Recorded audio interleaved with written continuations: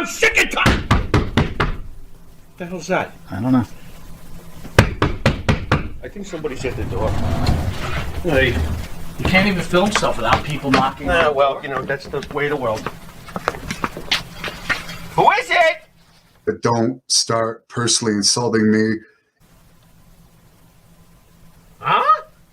But don't start personally insulting me.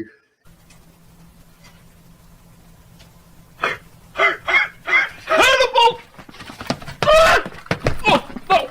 Not that way!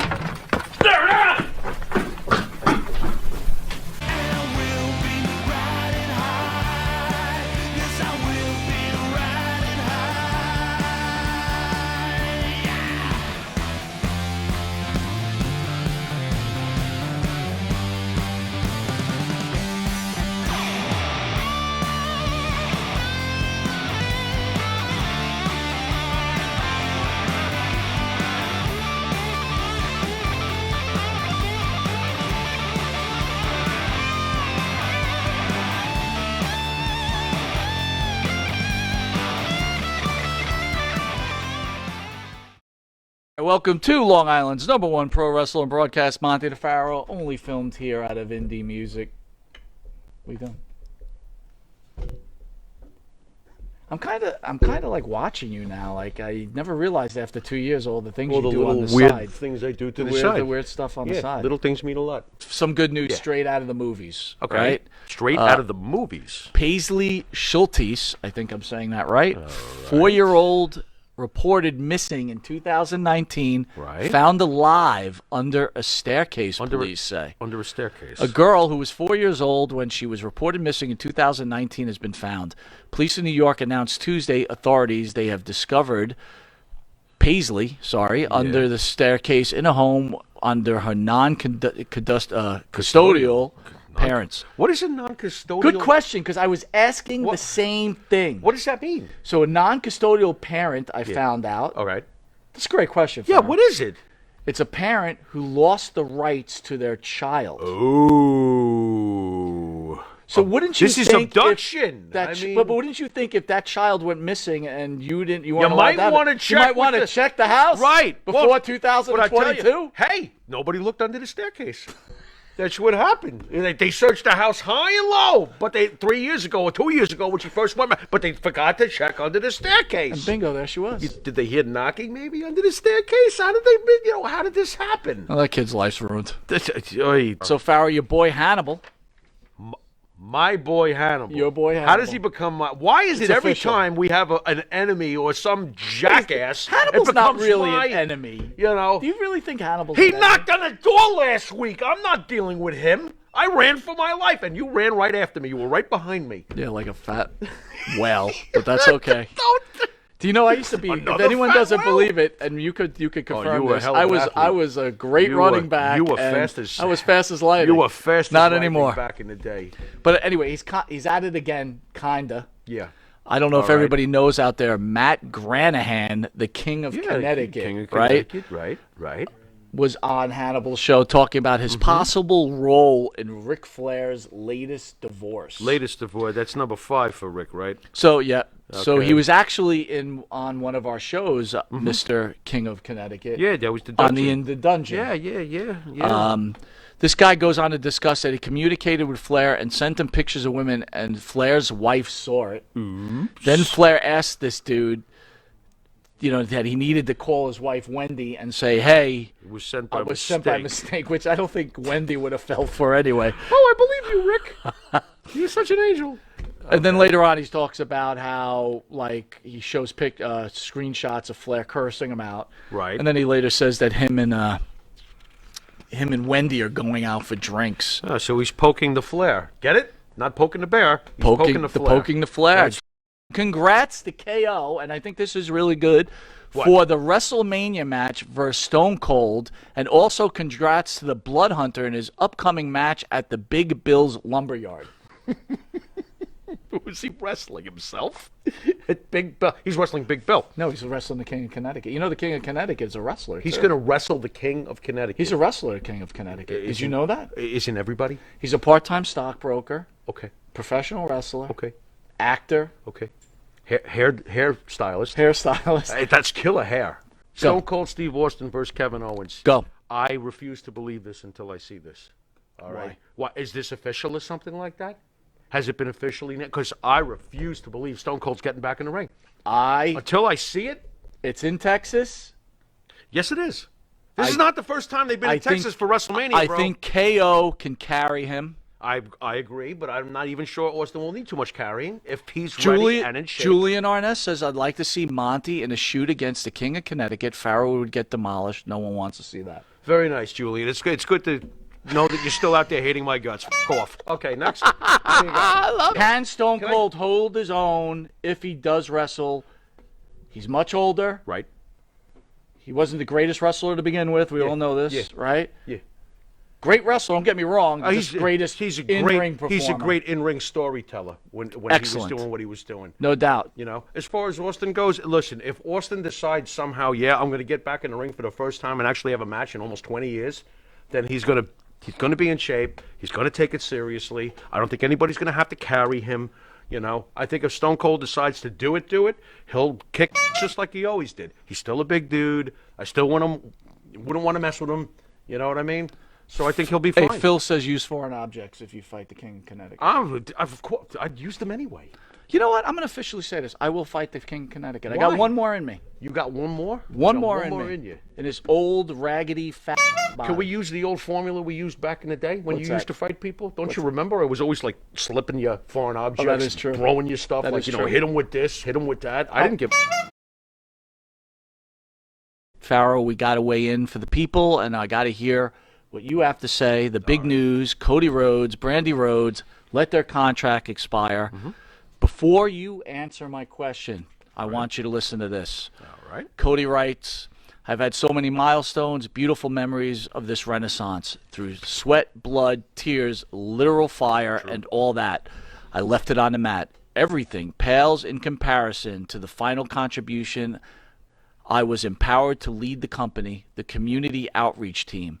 It's the most inward moments, your outward behavior, and your ability to take fame, influence, and do something of value for the communities you visit, whether it's the cameras are on and off, is the highest honor. I am confident Amanda Huber will lead the department with style. I'm so proud of my creations, my contributions, and the items supported are calibrated. Calibrated is for an engine. I think that's collaborated. Collaborated. But that's Jesus okay. Christ. Give me a break, all right? Calibrated. Listen, dude.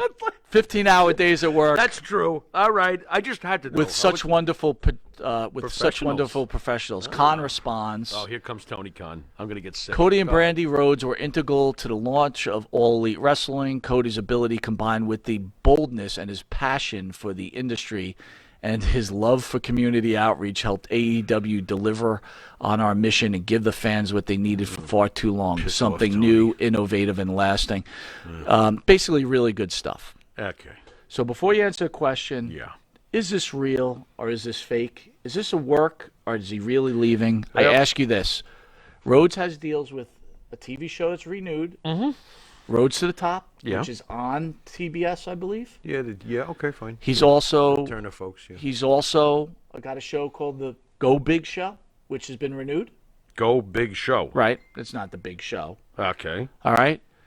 And let's think about his career in the WWE, where, to be fair, he was a small player. Smaller, mid-card. So he was a big fish in a little pond in AEW in the beginning, which has become much bigger. Sure. So his fishness, if you call it right, has become smaller. His fishness.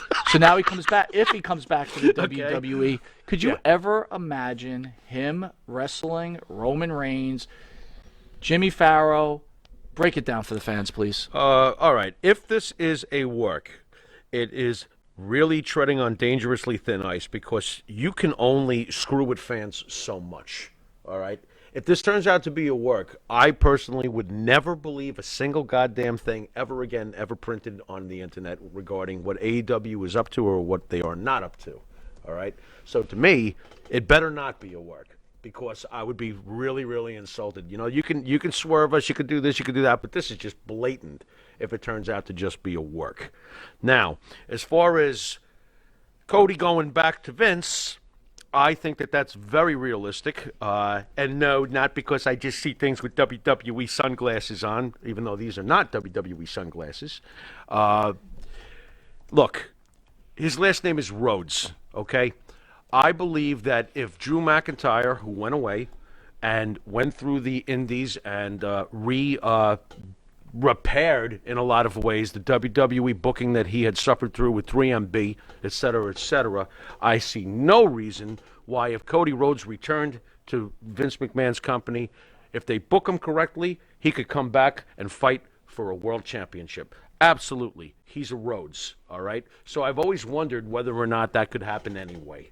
Another thing I can't shake, and I really need to spell out for people who think that everything's all about AEW and all the internet people with their independent love for independent, pure wrestling, blah, blah, blah. Here's some facts. First of all, Dusty Rhodes, Cody's father, worked for Vince McMahon for decades. Decades. Tony Khan can't say that, okay? He doesn't have decades worth of a working relationship with the Rhodes family. Vince does, one way or the other. You cannot take it away from Vince McMahon, whether you hate him or not. Number two, the ultimate poster boy for the purest NWA approach. You know how everybody hates WWE over all these years, and WWF and NWA, and Ric Flair was this and Ric Flair was that. He was part of the pure wrestling. Well, Ric Flair adores Vince McMahon, and obviously had a deep relationship with Dusty Rhodes. If you think that Ric Flair would not advise Cody Rhodes to come back and take the big bucks, talk to Vince, who Rick loves, and figure out a way for Cody to come back and get the respect Cody wants, that is very possible. I can see that happening. So, you know, if it's a work, shame on them. I'll never believe a goddamn thing they ever say again. But if it's not a work, then I really am hoping that Vince McMahon will do for Cody Rhodes what he did for Drew McIntyre. People forget that at the end, towards the end of Cody Rhodes' run with WWE, fans were pushing for him. Fans were hoping he would have an individual push. But it was quickly squashed, and then the rest is history. Can I share some thoughts of the viewers, please? Absolutely. Maria Davis says she thinks Vince will push Cody bigger than Shawn Michaels. I can see Vince taking care of Cody. I can. Because Vince did love Dusty, and obviously Dusty loved Vince. And too bad for all you NWA marks who blindly hate Vince McMahon at every turn you can get. Roy says You know? Vince will have Cody play Goldust 2022 by the end of the year. Never. Never happen. If he comes back, there will be none of that because that will be pre-agreed. Cody is not returning to become Stardust again. Cody worked too hard over the last few years with what he did. Put on the Shade says Cody was never a big fish. True. Cody could be booked as a big fish, though. He could. Drew McIntyre was never a big fish, went away, went to TNA, did all the other things that he did, and when he came back, he pinned Brock Lesnar at WrestleMania. How many of you know-it-alls thought that was going to happen? So, yeah, I can see it. I can see Cody Rhodes returning to this company and being treated with respect. Don the Barber says Cody, Rusev, and Jericho are all going back. I would not be surprised. Chris Jericho's going to return one day, too. He is a WWE legend. It cracks me up. These guys have been with AEW for a year or two, and you think they're going to throw away their entire body of work. They're not. It would be stupid. Greg R. says, I really think Brandy is the problem. In AEW? Quite possibly. Quite possibly. You know? But I'll tell you what. Those two as a power couple, if you put them together with Vince, with the way Vince likes to deal with things, I could see that being amazing. Do you do a Brandy Cody against Miz and Maurice for WrestleMania? If this is the case. I can see that happening.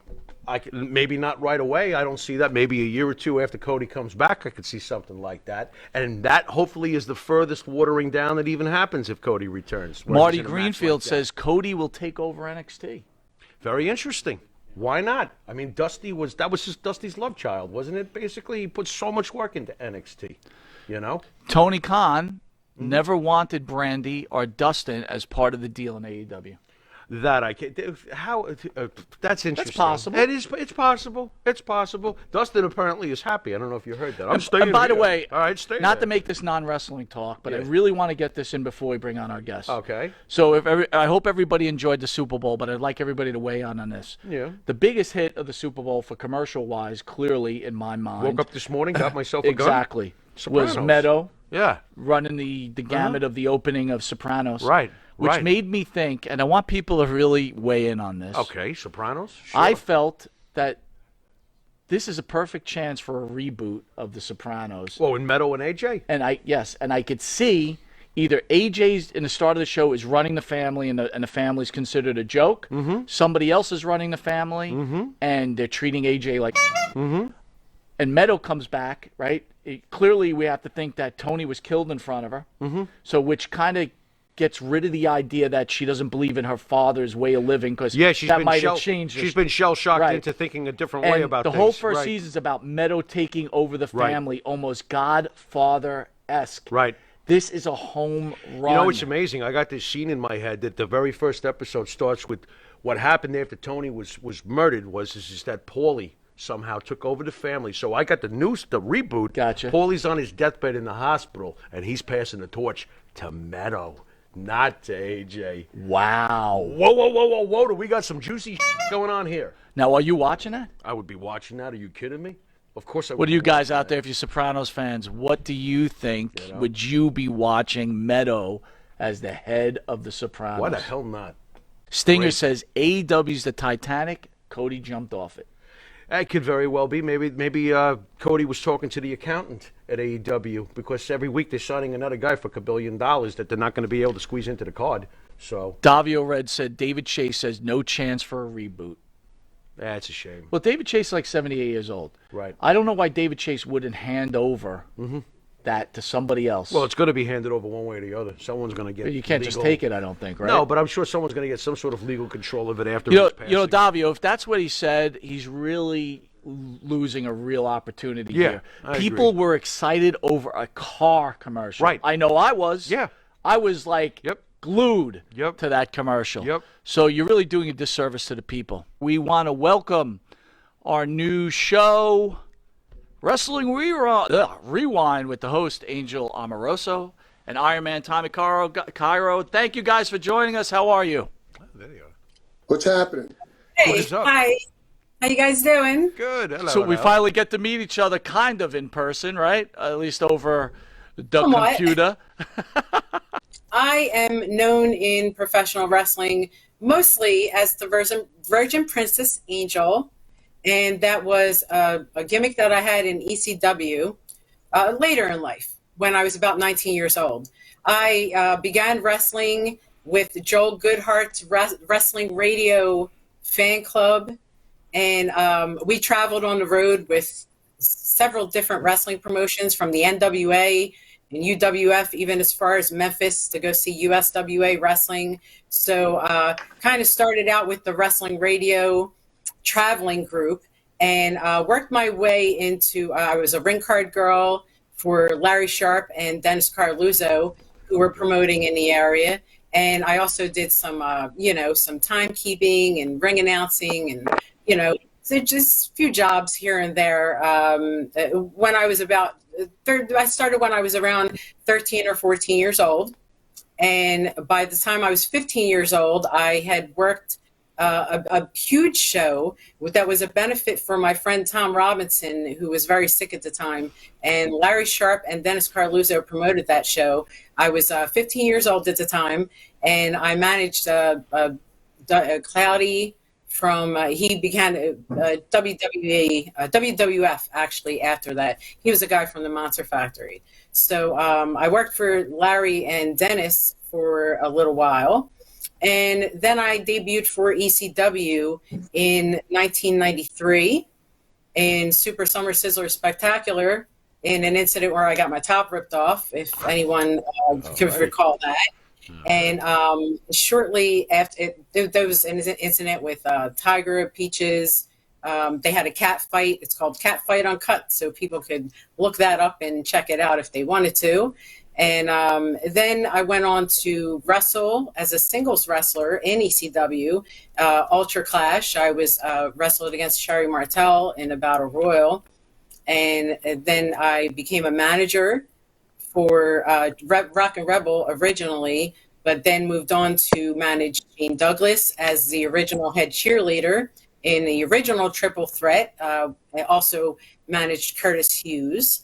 And I was a singles wrestler at the time as well, and I wrestled. I was training Francine at the time, so I wrestled her several times.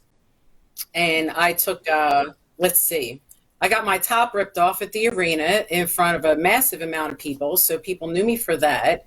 And then at November to Remember '93, we had a match with Sherry Martel, busted me open with a chair, and I bled all over the place. So people also knew me for that for early ECW.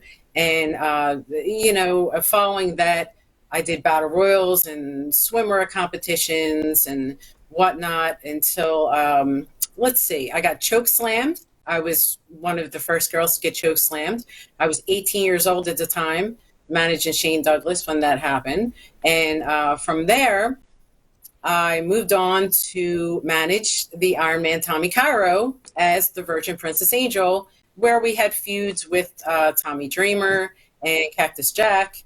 The Sandman woman was included in the feuds. So I rounded out my career in ECW with a feud with Hack Myers, and that kind of closed me out in ECW.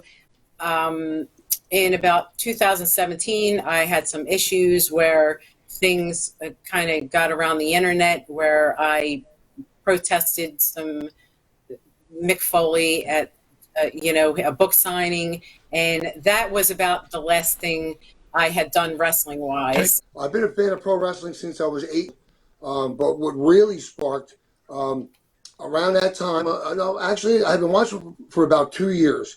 At that point, I don't know, you guys probably don't remember this or have heard about it, but it was, to me, it was the linchpin. Watch WWOR TV on Channel 9, 12 o'clock, Ray Morgan out of Washington, D.C., and the featured match that night was going to be a tag team match between Bruno Sammartino and his kayfabe cousin, Antonio Pugliese, a.k.a. Tony Parisi. Mm-hmm. So the heels are in the ring. It's Baron Cicluna and King Curtis, I believe, and they announce Antonio Pugliese, and he comes out, and there's no Bruno. So the explanation from Ray Morgan was, we're pretty sure that he has missed his connection. And with that, of course, the heels put the boots to him. He's down on the ground, they're pounding, and all of a sudden, Ray Morgan looks to the side and he goes, "Wait a minute, it's Bruno. He's back. He's in from the airport." And Bruno comes in, his tie's hanging off. He's got a suitcase, dragging a suitcase. He drops it. He jumps in the ring. They battle back to back, him and his cousin. And, of course, they clean house. I'm screaming. It was just unbelievable to me. It was so exciting. My mother comes running in the room. "What's the matter?" I said, "Bruno." She said, "Oh, my God." She said, "You're driving me nuts." So rather than fight what had already been a 2-year, got to have the TV. We didn't have 4 TVs in the house. Got to have the TV at certain times, and I'm not going anywhere. Wrestling's on. So, that instead of, my mother fighting that, she already saw that it was a difficult battle. She called my uncle, who basically introduced me to pro wrestling, and said, "Take this kid to the matches, do something. He's driving me crazy." So that's basically, I went to my first match with my uncle, see Bruno Sammartino, and he's leaving the ring, and I'm patting him on the back, and he turns and he looks right at me. Well, I'm gone. Bruno's my man, and that started how many years of being obsessed with pro wrestling. Angel, you want to give him the Wrestling Rewind? Sure. Well, the idea of Wrestling Rewind is to kind of bring you back in time, and with people that you really haven't heard from lately, and they're older people that have wrestled a long career. And now I watch a lot of podcasts, and they're not focusing on any of these people. And I personally would like to know a lot of things about people's careers that, were left kind of like they're underrated people, kind of left like, unspoken of, people that are written out of history, that you don't hear from too much, that, maybe you need to hear from them, because when you learn the history of wrestling, then it makes you a better fan. It makes you enjoy the business a little bit more. Angel, you mentioned what a young age you started at wrestling. And Yes. Again, we're not wrestlers. We're fans. We've always been fans. It's an honor to speak to people like yourselves who have entertained so many. But at such a young age and being around that kind of atmosphere, that had to be very, very difficult. And then Tommy, on the other hand, how did you handle, like, if you saw anything wrongdoings going? I'm not saying there were wrongdoings. I'm just saying I see a young woman and possibly a situation with a bunch of older guys who could take advantage of that. Well, And that's what honestly, happened. I was yes, and I was kept in the dark completely, which amazes me and angers me that I wasn't privy. But you have to understand, her and I were different in that we didn't lead the life that a lot of these guys led. I had a wife. I wasn't involved in any of that. So I kind of distanced myself, and knowing that if I caught wind of that, and she'll attest to the fact there wasn't not one guy in that locker room that could have handled me in my prime, I would have went off. There would have been a lot of trouble. We were more a pairing in ECW, which I was already 18 years old when I entered ECW, and the things that I had an issue with was actually previous to that, between the ages of 12 and 15 years old.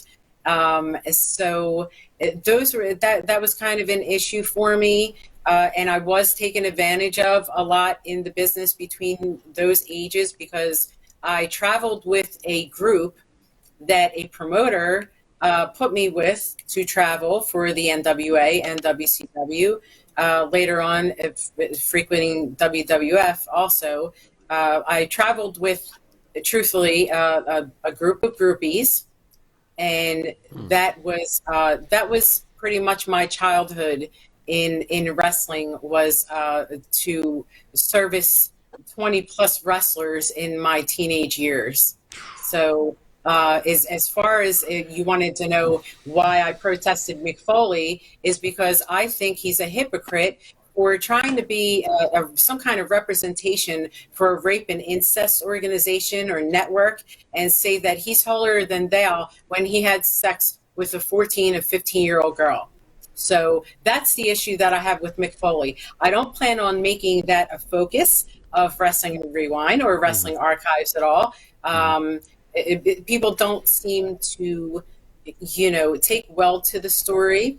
And I've been harassed by not only trolls and just marks, but lawyers on behalf of Paul Heyman and Mick Foley, telling me that I could no longer speak about my issues with them. So, and I've done podcasts about this before, and every one of them has been removed, so that, my story about how I actually got into the business has just disappeared after I've taken so many times telling it.